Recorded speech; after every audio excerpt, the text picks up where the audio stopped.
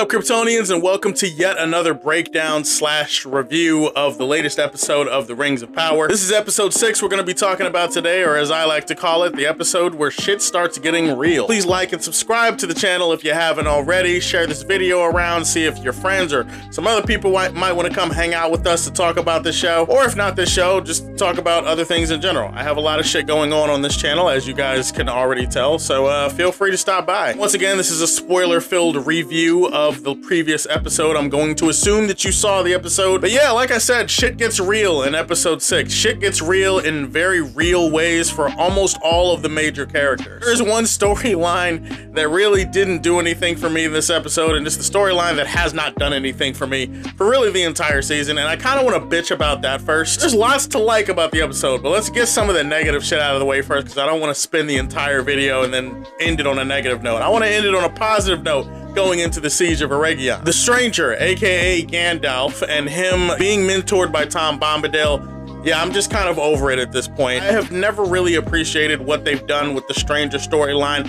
I don't like the mystery box storytelling that they keep wrapping this up in. They keep throwing hints, teases, they keep putting references in there like, we get it, we understand, we know he's Gandalf at this point. This feels silly to make us have to wait 2 years for this stupid Gandalf origin story that we definitely didn't necessarily need in the Second Age. Putting all of that aside, the Tom Bombadil stuff, I was kind of on board with Kinnear and his portrayal at first when he first popped up, or a couple episodes later, and now it just feels like he's some sage Yoda-like figure trying to give advice to the Stranger, and I'm kind of off that. But this guy has all of the joy and the charm and all that stuff kind of turned down. It's very toned down for the show. Now he's just kind of spitting Gandalf's own wisdom to him. Him repeating that line that Gandalf says to Frodo in The Lord of the Rings, I don't like it.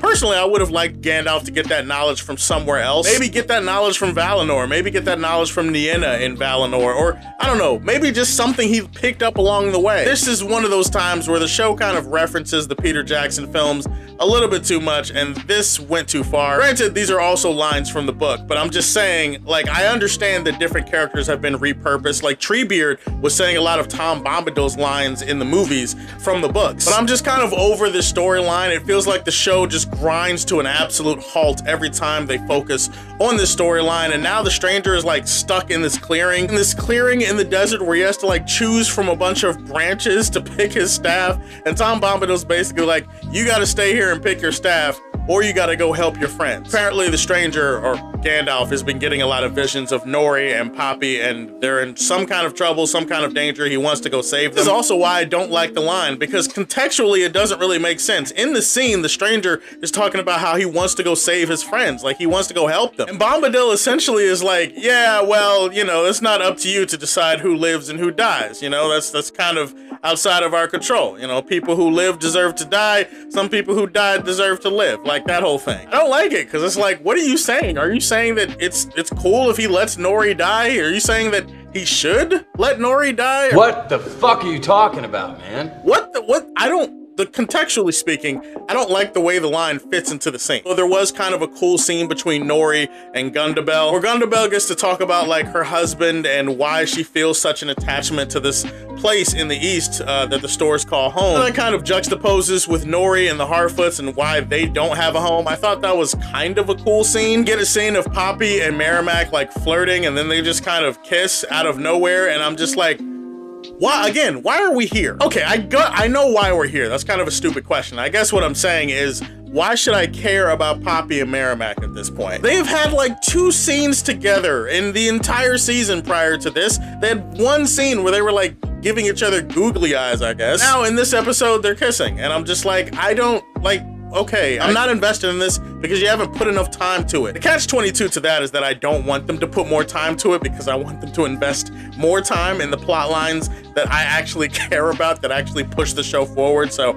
I don't know, it's kind of a tough situation there. If I had to guess, the Stranger is not going to look for a bunch of sticks in this clearing of Styx, although it does beg the question, did other wizards also look for Styx in this clearing? If I had to guess, he's gonna go help Nori and Poppy and he'll get his Styx some other way, and then they'll call him Gandalf by the end of the season. The rest of the shit in the episode, for the most part, was pretty good. If we go to Numenor, there was a handful of really great scenes in Numenor. I love the scene where Elendil is called Son of Amandil. He's brought before Ar-Pharazôn and he's asked to renounce his crimes and he's asked to like confess that Ar-Pharazôn is the true king. It just made me swell with pride to see Elendil standing up straight and just being like a real man and standing with his convictions. I like men of conviction. Probably because I consider myself a man of conviction when I'm not forgetting people's names in my videos, but you know, you guys don't need to comment on that. Elendil straight up saying like, no, I do not accept Ar-Pharazôn. No, Miriel is the real queen, the true ruler of Numenor, the daughter of Tar Palantir, and always will be to her dying day. I was just like, that Elendil,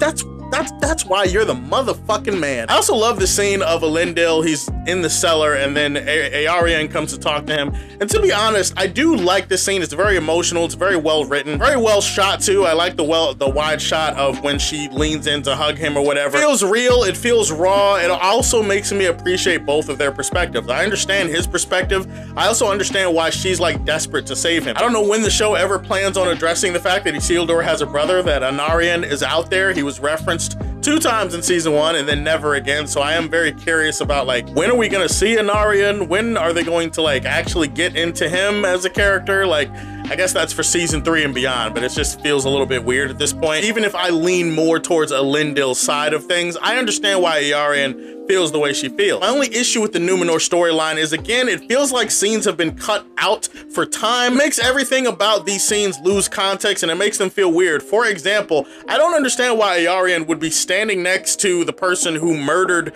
Valendil like nothing happened, like it's all good. I am assuming that Kemen told her and told Pharazôn what happened and tried to put his own spin on certain things. Based on how Ar-Pharazôn was talking to Kemen, where he's like, nah, you've done enough, like earlier, I feel like, okay, maybe he probably knows that he's full of shit. He knows what actually happened. But Arianne just standing next to him like nothing happened. I find that weird. Why do we not have a scene where she finds out what happened to Valendil? Why is she not mourning Valendil? Why do we not have a scene where Valendil's name is brought up at all in the episode? Like, shit like this kind of pisses me off. And just when I'm ready to bail on Numenor, enter Queen Miriel. Queen Miriel is awesome. She's amazing. I love her. She comes in, she has a talk with Elendil. You can just feel the yearning. You can feel the love. They don't actually kiss or anything, but like, you know, there's tears, there's emotion. He's grabbing her face. I'm just like, oh, we're so close. We're so close, people. Then we get to the sea worm stage where they're about to throw Elendil in. Of course, Miriel is going to step in and be like, nah, I will take his place. I will challenge the sea worm. If I get judged, maybe, okay, maybe this all goes away either way, but if I survive, that means that I'm innocent. And of course, they wouldn't dare kill my wife. They wouldn't dare kill my baby this early in the show. Miriel survives. She is thrown back up by the sea worm.